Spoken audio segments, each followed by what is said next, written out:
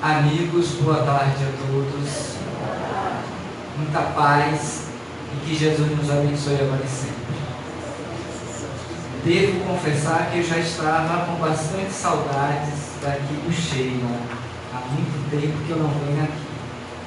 Mas graças a Deus hoje é que nos encontramos juntos para nós pensarmos sobre essa mensagem de Joana de Ângeles dentro da sua obra psicológica, O Ser Consciente, onde ela vai falar sobre modelos e paradigmas de grande valia, de grande importância para todos nós que estamos em busca dessa consciência plena. E conforme ela vem nos dizendo ao longo de toda a sua série psicológica, essa conquista do ser inteligente não se faz ou não se adquire em apenas uma encarnação. Daí Deus, na sua sabedoria, possibilitou que um espírito criado simples e ignorante, ele possa fazer através das sucessivas idas e vindas, através da matéria, esse despertar da consciência, até que ele se reconheça plenamente como filho de Deus. Essa é a maior conquista que podemos assim dizer do espírito criado por Deus. Essa é a sua jornada, essa é a sua trajetória nesse processo de nascer, de morrer, de renascer, para progredir sempre, porque tal é a lei. É da vontade de Deus que nós possamos quebrar esses modelos, esses paradigmas que nos retém, que nos aprisiona a apenas uma consciência, uma experiência, uma visão limitada de que Deus nos criou tão somente para vivermos o aqui e agora, pois que, conforme disse Jesus, nós somos deuses e fomos criados para o despertar dessa consciência como tal. Não é sem outra razão que ele se predispôs, em nome do amor, nascer no planeta Terra, nas condições em que ele pôde vivenciar junto com aqueles que lá estavam, para trazer essas primeiras noções desse ser consciente em torno da sua realidade espiritual, pois que até então, em que pese todo o trabalho feito por Moisés, o seu antecessor, mas que ainda não se encontrava plenamente com esse despertar. E somente após a sua saída da terra, o seu retorno à pátria espiritual, e considerando 18 séculos mais tarde, é que se começou a ampliar, a amplificar essa noção desse modelo e desses novos paradigmas. Porque quando a ciência espírita ela surge dentro do contexto humanitário, social da Terra, as ciências de todas as áreas, e em particular as ciências humanas, estavam dando seus primeiros passos, estavam iniciando esta realidade desse ser profundo, desse ser espiritual, que Jesus à época já nos chamava a atenção quanto à necessidade de voltarmos a atenção para a nossa identificação como filho de Deus, que pudéssemos abandonar as coisas do mundo para segui-lo, porque ele trazia um novo paradigma, um novo modelo, uma nova visão de mundo. Ele nos apresentou, como nenhum outro até então, as bases desse reino de Deus, deixando para cada um de nós a conquista individual, na medida em que nós nos aprofundássemos quanto a esta realidade para além da matéria.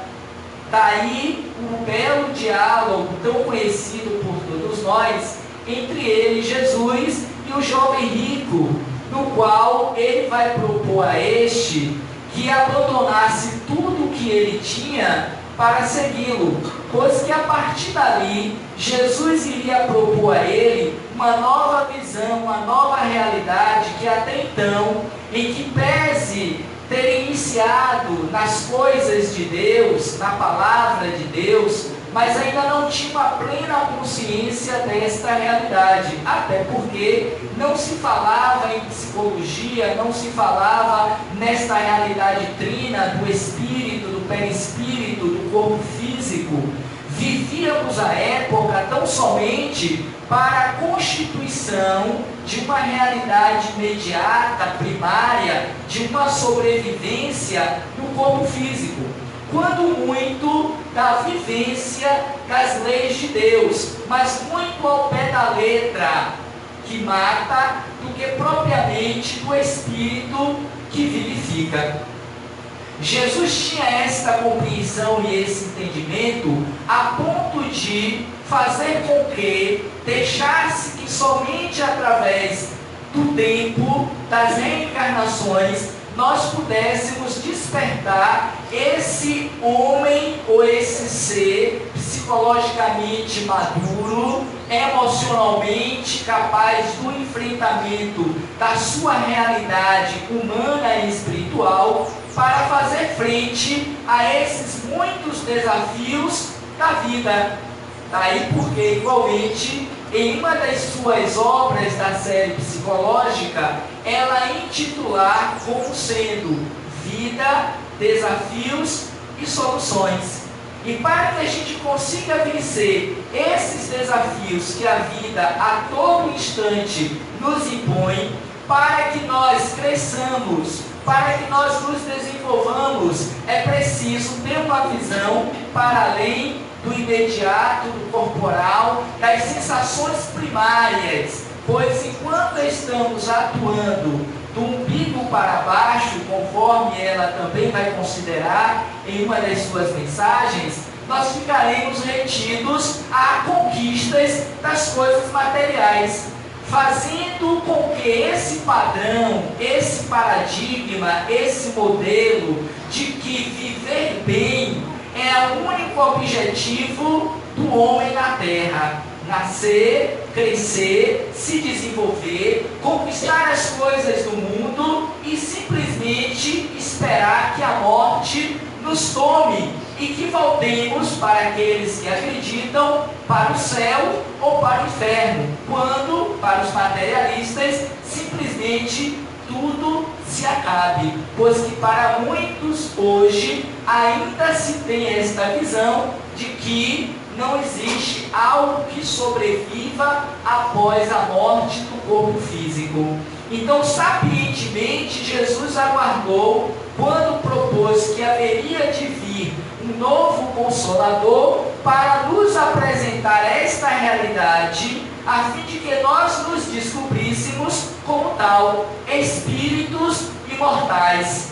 E ao longo desses 162 anos em que foi editado e lançado o primeiro livro dos Espíritos, ou a primeira edição do livro dos Espíritos, nós passamos a ter uma compreensão mais ampla desta realidade, porque nenhuma outra doutrina religiosa foi capaz de amplificar e esclarecer de uma forma miúde, de uma forma detalhada, esta realidade do pós-morte, ou como diria ainda a autora espiritual, o Espiritismo matou a morte, quando nos apresenta a sua continuidade.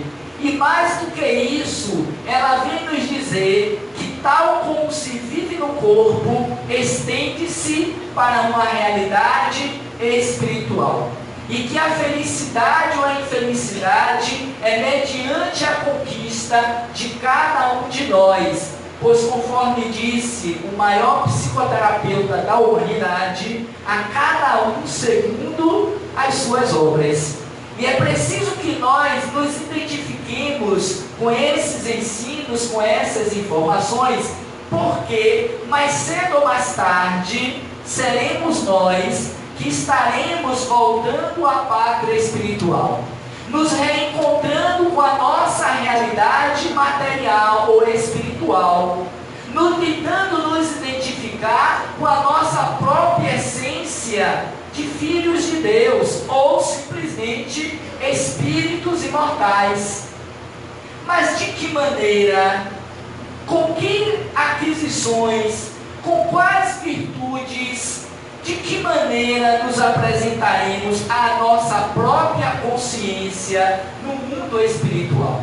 Porque há de se pensar dentro dessa perspectiva, conforme propõe Joana de Ângeles, no capítulo A Quarta Força, que são exatamente aquelas ciências que buscavam esclarecer a época do nascedouro da doutrina espírita, que deveria existir algo para além da indumentária carnal, física, biológica, fisiológica, que deveria ter algo para além de uma realidade imediata e corporal, e que deveríamos buscar o entendimento, porque mais cedo ou mais tarde haveríamos de viver tal qual, porque de lá saímos e para lá retornamos. É a nossa pátria verdadeira, o mundo espiritual. Nós estamos de passagem, vivendo temporariamente uma experiência no corpo físico. E tal qual qualquer passageiro ou estrangeiro, haverá de voltar à sua origem, ao seu ponto inicial, que é esta realidade do Espírito. E se eu nada levei para lá, nada terei de merecimento para viver uma realidade de paz, de harmonia, de equilíbrio. Então é chegado a hora, e vamos encontrar no capítulo 18 do livro A Gênese, uma das obras básicas da doutrina espírita, e um chamamento à época do Cristo e do próprio Moisés, de que são chegados os tempos para que essas novas verdades nos liberte a consciência para nos identificarmos como tal. Não é sem outra razão, igualmente, que depois de ter fundamentado as bases do Espiritismo e a sua propagação, o mundo espiritual superior, que vem conduzindo esse processo de elevação moral e espiritual dos espíritos vinculados à Terra, veio propor esse despertar da consciência para esse ser consciente e trino que somos todos, a partir do investimento de uma psicologia transpessoal, que não se limitasse, como acontecia com a psicologia freudiana, apenas à vida das sensações corporais. Daí porque surge, dentro desse contexto histórico, psicológico, da quarta força, que ela se intitula, o primeiro capítulo do livro Ser Consciente, de que essas novas pesquisas, esses novos estudos em torno da alma, começou a interessar alguns desses estudiosos para uma vertente até então não considerada, porque acreditava-se que os nossos traumas, que as nossas frustrações, que os nossos distúrbios de personalidade, que aquilo que carregamos do ponto de vista psicológico, emocional, seria fruto tão somente das vivências do ser naquele período do périplo carnal, das conquistas e das vivências até então. E aí vem surgindo alguns desses estudiosos que, através da hipnose, da meditação, da parapsicologia, foi vendo que existia algo, informações que ultrapassava uma realidade momentânea, material, vivencial, daqueles seus clientes, pacientes, que estavam ali sendo estudados pelas então nascentes psicologias da época. E dentro desse contexto surge então o estudioso da psicanálise, amigo de Freud, quase considerado filho, o Carl Gustav Jung.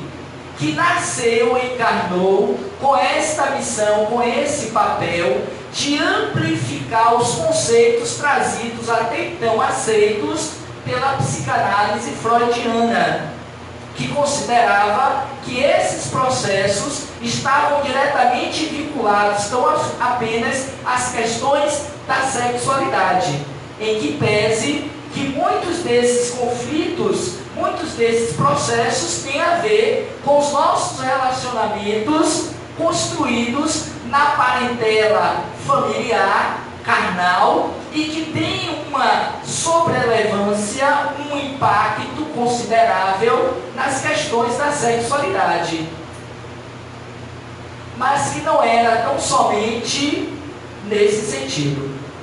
Daí o espírito Joana de Ângeles se apropriar de uma dessas vertentes da quarta força, que são essas ciências psicológicas, parapsicológicas, que tenta perceber o indivíduo de uma forma holística, em uma integridade, em uma totalidade do ser, acreditando-se que além do corpo físico existe uma unidade independente que responde a essas inquietações que ela vai considerar como sendo os nossos vazios existenciais, que nos causam as depressões, as inquietações, os distúrbios de personalidade, os nossos conflitos emocionais e de identificação da nossa própria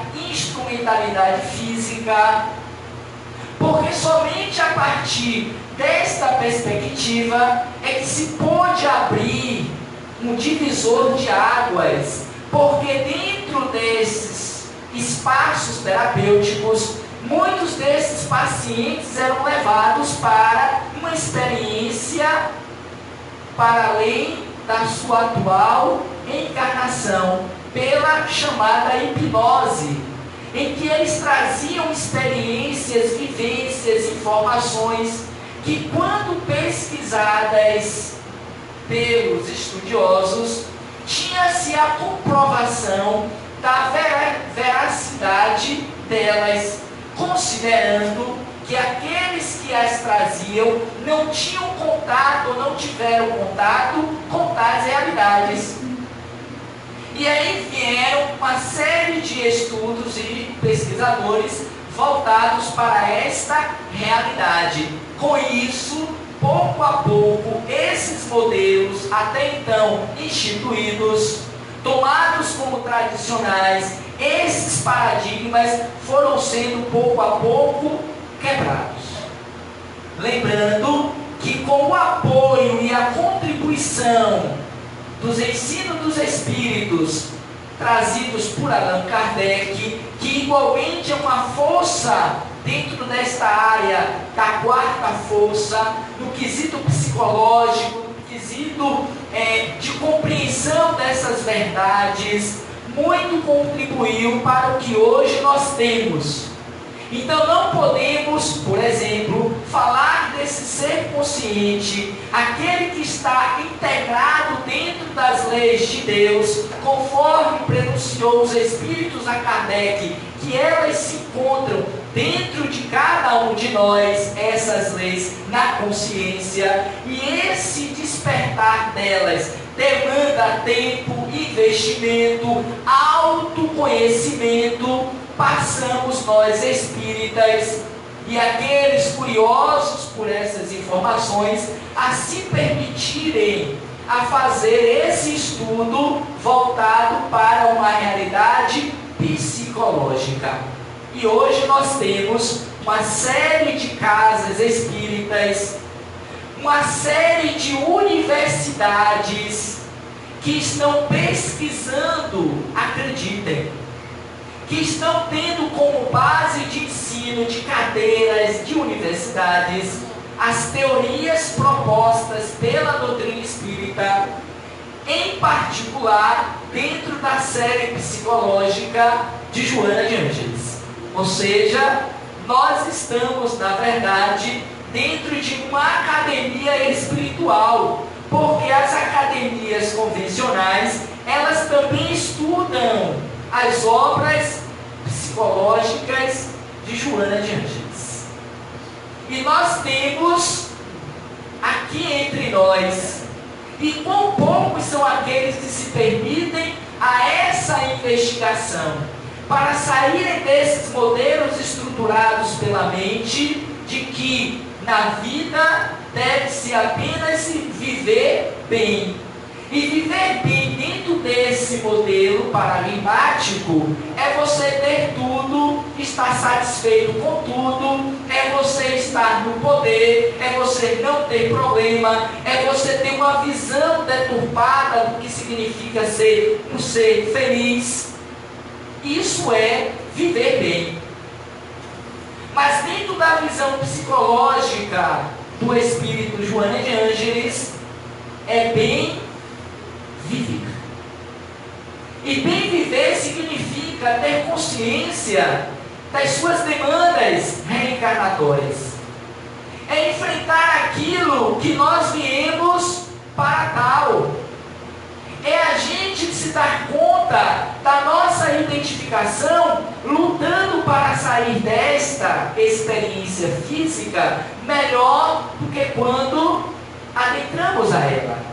Bem viver é ter consciência dos seus processos e tomar para si a responsabilidade deles, não atribuindo a culpa ou a responsabilidade mesmo para quem quer que seja, a exemplo do que ainda muito fazemos quando vamos para os setes terapêuticos, que a culpa é da minha mãe, é do meu pai, é da experiência que eu tive lá atrás, em família, e que eu ainda hoje carrego os meus traumas. E é verdade, existe uma contribuição real, a gente não está negando necessariamente, mas ao mesmo tempo estamos nos percebendo de qual é a minha contribuição para tal.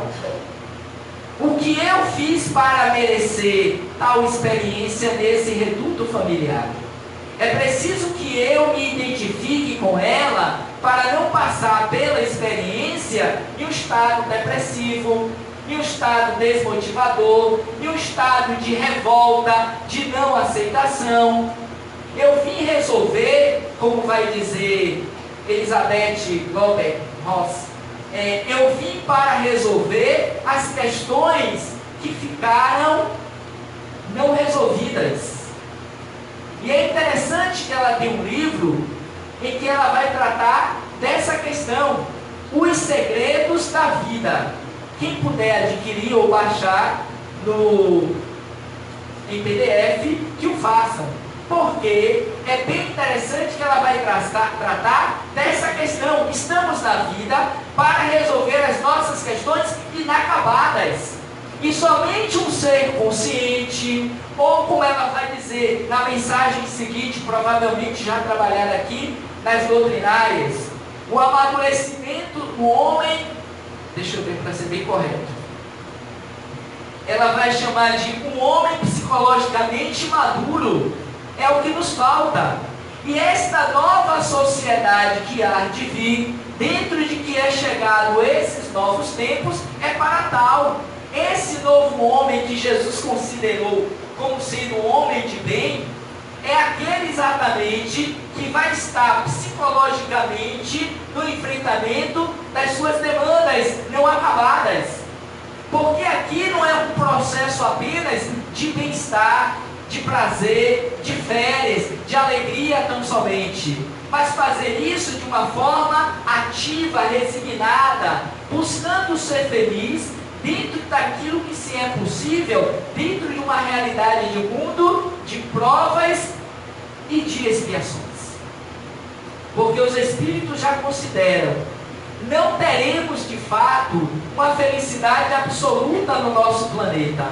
Não podemos considerar de uma forma ilusória essa possibilidade, porque o mundo não nos permite. Mas é possível ser feliz tanto quanto o mundo nos caiba, nos possibilite. E nós não somos felizes porque delas, das leis de Deus, nos afastamos. Então, basicamente, o que Joana de Ângeles veio nos propor, dentro dessa perspectiva psicológica da sua série, é que nós vivamos de acordo com as leis de Deus. Porque quanto mais próximos viventes dela, mais a possibilidade de sentir, de nos envolver nesse estado pleno, psicológico, emocional, de felicidade, de expressar a alegria verdadeira, conforme fizera Jesus, conforme vivera o Cristo, mesmo em uma época em que se não se acreditava nessas verdades, que a semelhança dos dias de hoje eram impulsionados pelo materialismo de então, pelas riquezas, mas que nós precisamos ser, na atualidade, o símbolo do Zaqueu, daquele que era ganancioso pelas coisas do mundo, mas que ao conhecer Jesus, deliberadamente despertou a consciência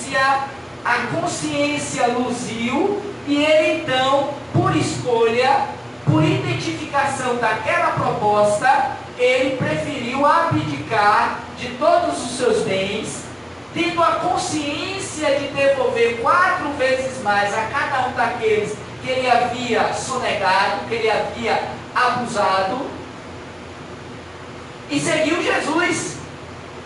Nós temos toda uma plataforma de conquistas morais e espirituais e que nós não nos permitimos fazer.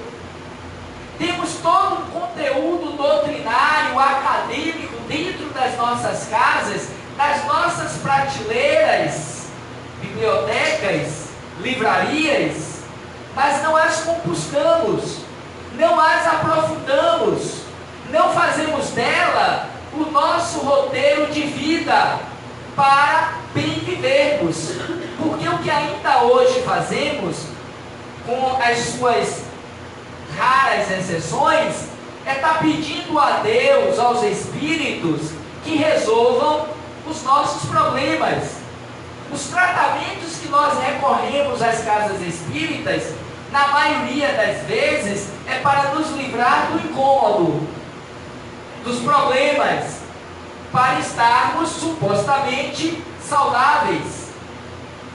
E sequer refletimos quanto à questão do para quê. O que me levou a tê-los comigo nessa encarnação? Qual tem sido a minha contribuição para o meu desajuste psicológico, emocional? Por que eu preciso ter esse enfrentamento desta ou daquela experiência? Isso é quebra de modelo, de paradigma, de visão de mundo. É chegado a hora, igualmente, nós que nos dizemos espíritas, de dar essa ressignificação, ou de fazermos, na medida em que nós vivemos a vida, não como algo de passagem apenas, ou de conquistas transitórias, mas sobretudo de identificação da nossa realidade espiritual. E não basta se dizer espírita, é preciso viver tal qual, porque do contrário, não haverá uma correspondência real e verdadeira.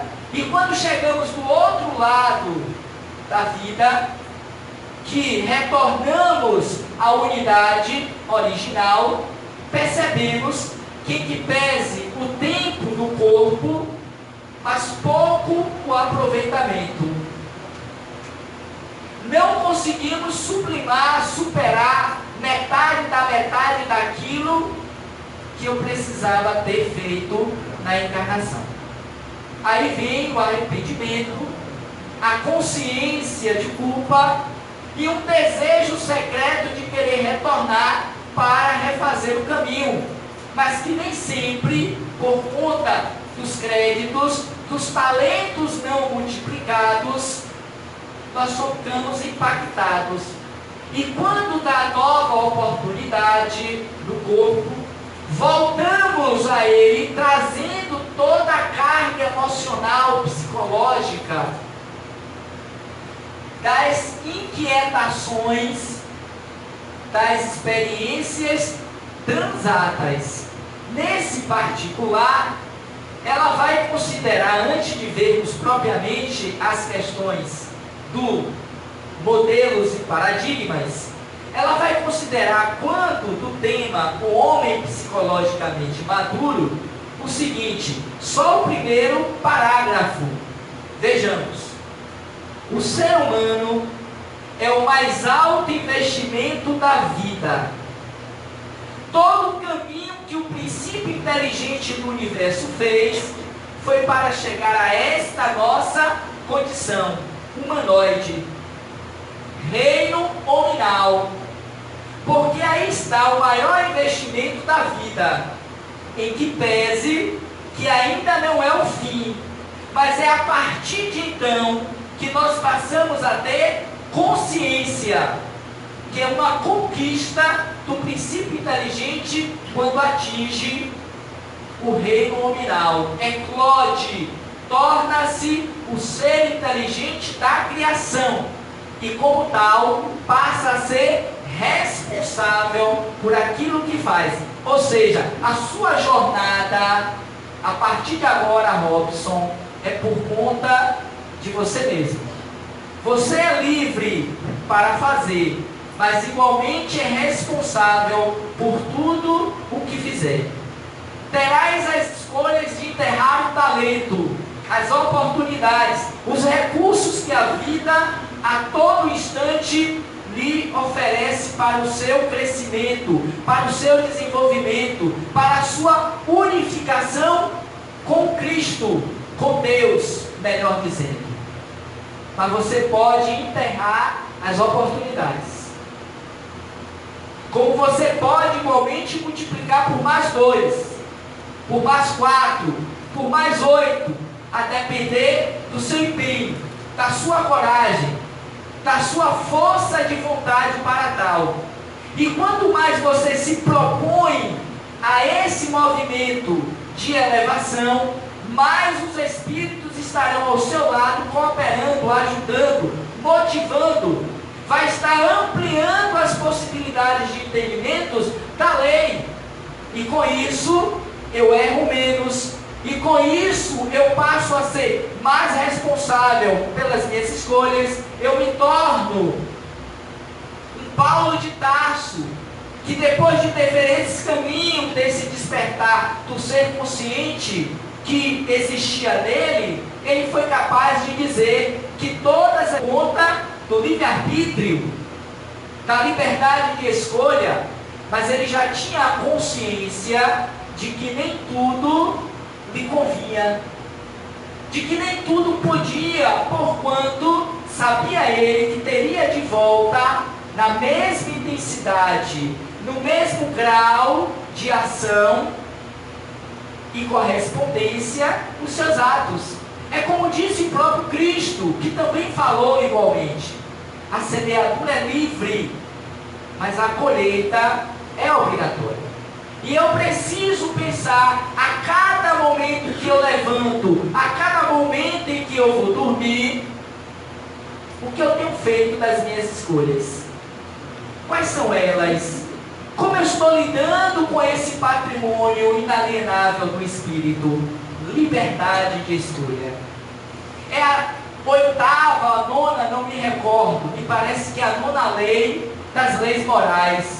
A lei de liberdade, o livre-arbítrio. Então, quebrar paradigmas, modelos, estruturas mentais, e ela vai considerar igualmente, urge a necessidade de nós reprogramarmos a nossa mente, o nosso olhar para esta realidade que a doutrina espírita nos propõe. E então ela vai considerar, voltando ao texto, o ser humano é o maior investimento da vida. E ela acrescenta: o maior e o mais nobre dos elementos químicos da vida. Momento grandioso do processo evolutivo para atingir a sua culminância. Atravessa diferentes fases para que lhe permitem a estruturação psicológica, seu amadurecimento, sua individuação, conforme Jung. E aí a gente entende por que ele, o Espírito, vem investindo nessa temática. Aparentemente chata, repetitiva, para alguns fora da doutrina, porque estão psicologizando, parece que é assim, a doutrina, esquecendo das obras básicas, mas é só fazer a ponte, a ligação. É possível. Se assim não fosse, os espíritos superiores não permitiriam. Valendo lembrar que ela, o espírito Joana de Ângeles, faz parte desse grupo de espíritos que estiveram à frente das obras básicas da doutrina. Para quem já leu o Evangelho segundo o Espiritismo, a paciência é uma mensagem de um espírito amigo. Como ela se identificou pela primeira vez a Divaldo Franco? Quando esse lhe questionou quem era. Sou um espírito amigo. Ponto. Somente mais tarde permitiu ser chamada como tal Joana de Ângeles. Ela faz parte dessa pleiade de espíritos responsáveis pela terceira revelação, pelo Consolador prometido. Ela tem esta chancela, ela tem esta autonomia, e apoiando o suíço, apoiando o trabalho de Carl Gustav Jung, ela vai estruturar o seu pensamento coadunado com as ideias da doutrina espírita, pois que ela fala de tudo, mas não deixa de encerrar com o pensamento espírita, tal qual nesse parágrafo, ela vem nos apresentar esta realidade psicológica, em que ela vai então dizer que o ser humano passou por diferentes fases do seu processo. Nós ainda nos encontramos muito mais no início do que no fim da jornada. Mas é preciso ter consciência do atual momento. Se nós queremos ultrapassar o limite das nossas conquistas morais.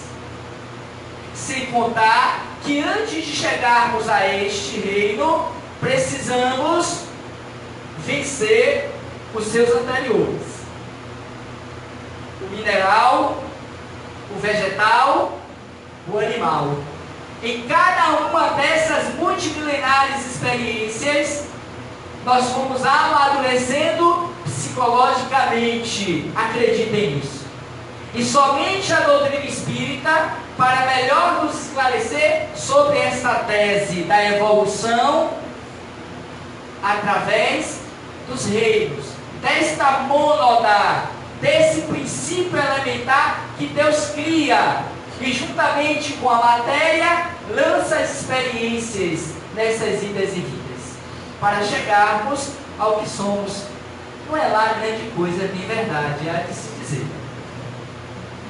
Mas alcançaremos, pela medida do esforço, da vontade, do empenho e do empreendimento, tal qual quando fazemos, quando encarnados, queremos conquistar algo, a gente coloca toda a nossa força, todo o nosso empenho, toda a nossa vontade, a gente move céus e terras, não é assim? Por que não quando também para as coisas de Deus? Que são estas que nós levamos. Porque precisamos repetir o tratamento quando o primeiro feito já era o suficiente? Porque precisamos repetir constantemente as mesmas lições, pelos mesmos equívocos, pelos mesmos erros transatos, quando poderíamos estar dando um passo a mais na senda do caminho da evolução, saindo daqui, como gosto de dizer aos aprendentes, com a mochila mais cheia de conhecimento dessas verdades libertadoras. Quando poderíamos estar saindo daqui como cooperadores de Jesus, de Deus, da mensagem que o Cristo nos propôs. Vós sois deuses, podeis fazer tudo quanto eu fiz e muito mais. Mas quem de nós verdadeiramente, na consciência, lá no fundo, acredita nisso? Porque estarmos sentados aqui apenas não é igualmente de grande valia. Não é condição para chegarmos em paz do outro lado da vida, considerando que pode ser hoje também. Não importa o tempo, mas é o que a gente leva de bagagem, e bagagens que vão nos ser úteis. São as nossas conquistas morais. Então ela vai dizer que o homem psicologicamente maduro é aquele que se enfrenta no espelho da própria consciência. É quem reconhece os seus equívocos, os seus erros e esforça-se para ser melhor. Ninguém nasce para viver em clima e estado de depressão, de angústia, de sofrimento. Podemos até trazer esses conteúdos psicológicos e emocionais por conta das infrações à lei. Porque quando nós nos desnudamos, que vamos a fundo a causa, percebemos que todos esses processos referem-se ao espírito que ora está nesse corpo. E veio para resolver essas questões inacabadas, que começou nas outras encarnações e que continua nesta, e que muitas vezes sai dessa levando o mesmo trauma, o mesmo problema. Não é para se reconhecer doente, é para entender que nós somos criados para a saúde integral. É o que ela vai propor também em alguns dos seus livros da série psicológica, que é esse comprometimento com a nossa saúde integral e com a nossa paz de consciência. E somente a partir dessa quarta força, e me permita uma breve citação, é que ela vai propor esse investimento. Ela começa o capítulo dizendo assim, vejamos: os estudiosos da criatura humana, embora os rígidos controles exercidos pelas conquistas freudianas, anelavam por ampliar os horizontes da compreensão em torno de fenômenos complexos e abrangentes, transhumanos, capazes de elucidar problemas profundos da personalidade. Não basta ficar nos 20 anos no set terapêutico, com o mesmo profissional, falando o mesmo discurso, sem fazer uma investigação verdadeira e real, sem se propor a se conhecer e a dizer quem sou no espelho da própria consciência. É jogar dinheiro fora, é enriquecer o bolso desses profissionais. Nada contra isso, viu? Pelo amor de Deus, são necessários e importantes. Mas é preciso que nós não façamos deles, como diz a própria Joana, bengalas psicológicas. Um espaço de 40, 50 minutos para o chororô, para o mesmismo. A gente precisa se enfrentar com o apoio desses nossos profissionais. Porque somente assim eu sei onde aplicar os meus recursos nessa encarnação. Sei aonde direcionar o meu foco. Sei aonde vou precisar trabalhar nesse momento da minha existência. Vou entender que eu vou precisar largar tudo se preciso for, como propôs Jesus ao jovem rico, para entrar no reino de Deus. E fazer desta encarnação, desta e não da próxima, a minha condição ideal para entrar também nesse reino da consciência pacificada. Porque Jesus vai dizer a Nicodemos: é necessário nascer da água e do Espírito. O do Espírito é nessa encarnação. É nessa oportunidade, é nesse momento, porque não tem outro. É agora. A terra está em transição, em mudança. E não esperemos fazer parte dessa nova população na terra se eu não tenho créditos, se eu não tenho merecimento, não por ser espírita, não por aplaudir esse ou aquele palestrante, não por acreditar nessa ou naquela outra ideologia, mas pelas mudanças reais e verdadeiras que eu fiz em mim enquanto estive de passagem pela terra. Do contrário, de muito pouco, quase nada adiantou termos a fraternidade espírita Irmã Sheila, que, diga-se de passagem, é o melhor espaço hoje para o nosso processo de individuação, conforme ela cita no final. Seu amadurecimento psicológico, sua individuação dentro de uma terminologia junguiana, que não é outro senão o seu amadurecimento psicológico. Não é ser inteiro, perdão, não é ser perfeito, é ser completo, é ser inteiro, é a sua identificação com o seu lado luz, com o seu self, deixarmos as sombras, conforme ouvimos recentemente no grupo de estudos da série psicológica de Joana de Ângeles, que fazemos parte. Para que a nossa luz, ela brilhe, para que o nosso self se expresse no nosso cotidiano da vida humana, relacional, é preciso o enfrentamento com a sombra. E a sombra é tudo aquilo que a gente não quer ver em nós, que nos incomoda. Por isso, que tudo aquilo que nos incomoda, leve para casa, porque é seu também. Tem algo que está ali apontando, vibrando, diria Jorge Andréa, no seu livro As Forças Sexuais da Alma. Acho que quase ninguém conhece esse livro, né? Pois é. Só os mais antigos. Os núcleos em potenciação. Estão todos eles lá, pintados no corpo perispiritual, no perispírito, no núcleo energético, que vai somatizar, a depender da mudança ou não do comportamento, em doença, em distonias, em problemas psicológicos, de enfrentamento da vida. Porque cada vez mais, dentro dessa sociedade a qual estamos e vivemos, e bem a conhecemos, dá medo de sair às ruas, de viver relações sociais.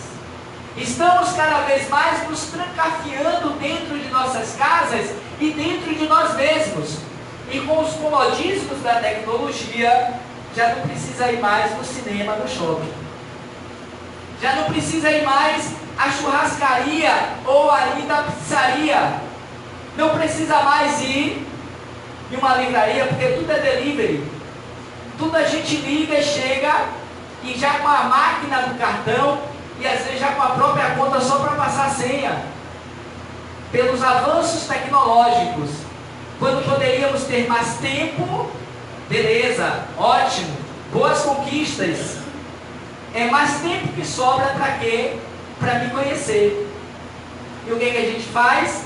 Tal qual a mensagem, deixa eu ver se eu me lembro o nome. Esqueci. Mas está lá no livro Jesus no Lar, A Procura da Verdade. Está lá.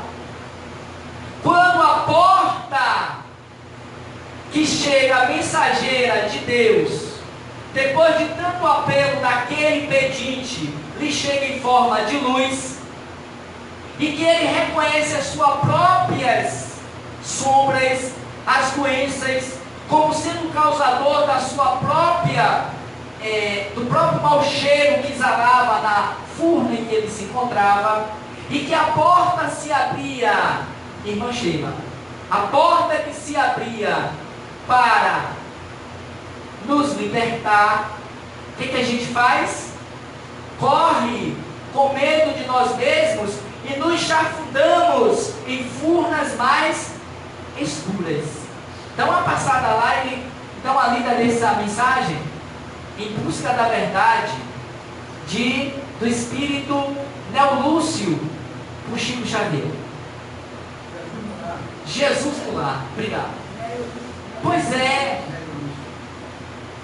Vamos lá refletir sobre essas mensagens que nos chegam para nos tornarmos esses espíritos, homens e mulheres amadurecidos psicologicamente. Mas ainda no pouco tempo que lhe resta, ela vai considerar o seguinte, quando trata especificamente da temática modelos e paradigmas, em que pese que nós já fizemos algumas das citações aqui impressas. Ela começa a mensagem dizendo: o processo da evolução antropológico, sociológico e psicológico da humanidade vem pondo ao largo do tempo necessárias releituras e revisões de paradigmas variados que entram em choque com as descobertas do pensamento e a natural aceitação cultural de processos renovadores, estruturados na experiência humana diante dos conceitos tradicionais. Dá um nó na cabeça às vezes, né? Quando lê esse parágrafo, Deus meu Deus, como é que eu vou tentar reduzir essa quantidade de palavras difíceis?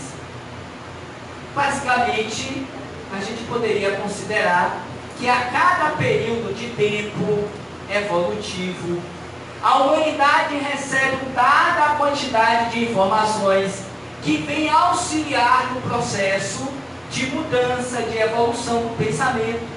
Porque quando nós consideramos a época de Carl Gustav Jung e de Freud, Sigmund Freud, para os dias de hoje, vemos o quanto nós avançamos na área psicológica.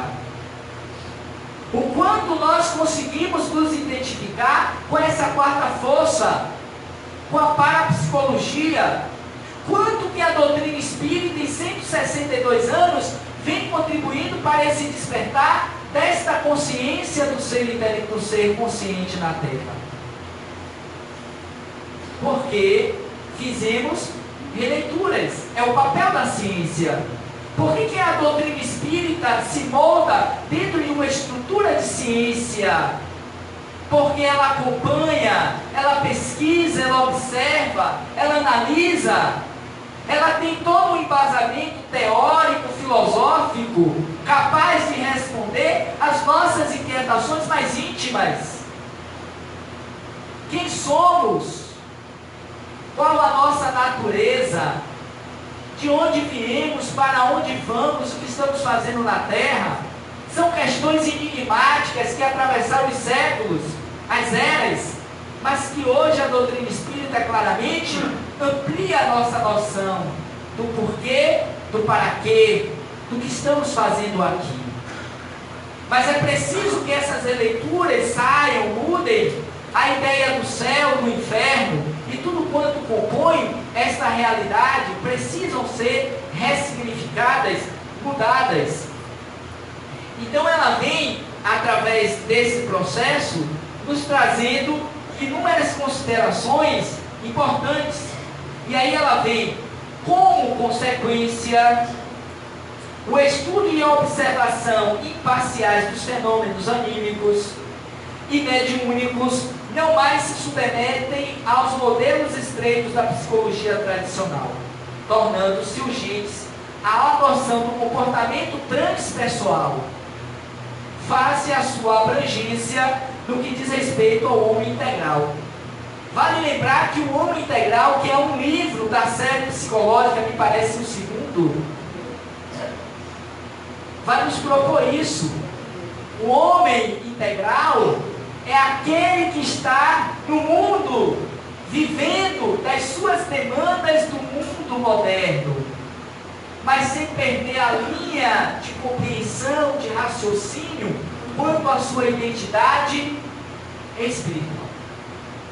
É aquele que vive das suas provas, das suas expiações, mas não se limitam a elas, a eles.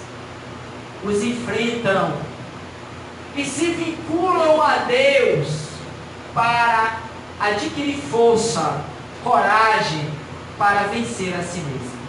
Portanto, amigos, sugiro a vocês que se permitam, por conta do tempo, a vocês lerem, conhecerem a obra O Ser Consciente, que digo, desde 1994 me acompanha.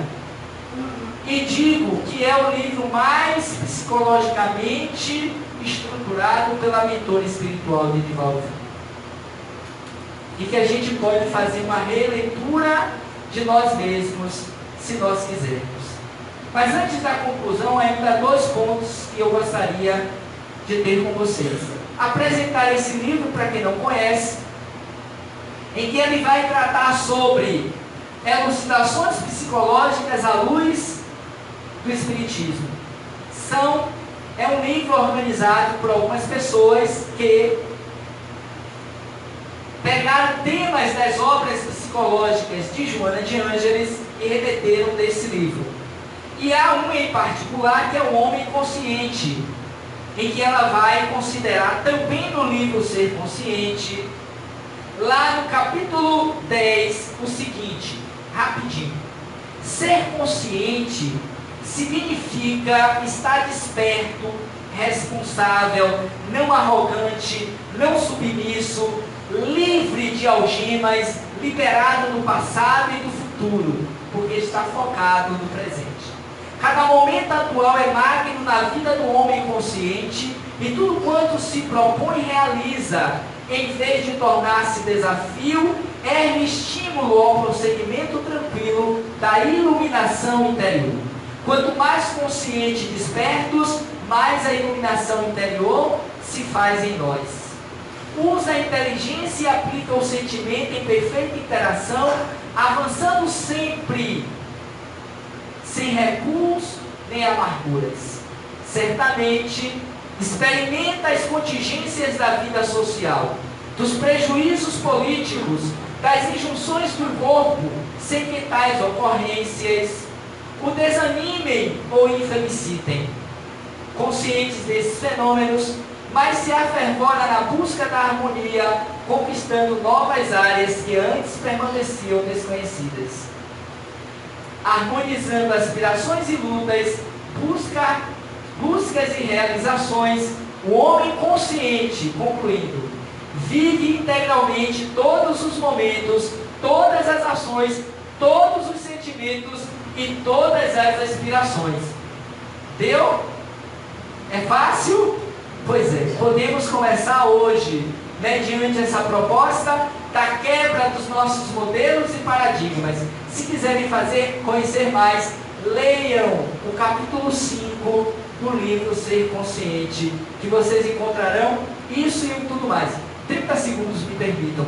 Queria, por fim, antes de agradecer a oportunidade do retorno à casa, queria convidá-los a conhecer o nosso canal no YouTube, que chama-se Roteiro Espírita, sem o acento no i, por favor, viu? Porque tem um roteiro espírita que tem um acento que não é o meu. O meu chama-se Roteiro Espírita, sem o acento no i, onde nós estamos postando as nossas palestras, postando outras atividades que temos feito de outros companheiros. Patrícia Alice, que aqui está, já é uma das nossas seguidoras. Por favor, eu queria ver vocês, estou precisando ainda de mais seguidores para o nosso canal no YouTube. Dá uma olhadinha, uma passadinha, se gostarem, dá um clique, curta e divulgue nas suas redes sociais.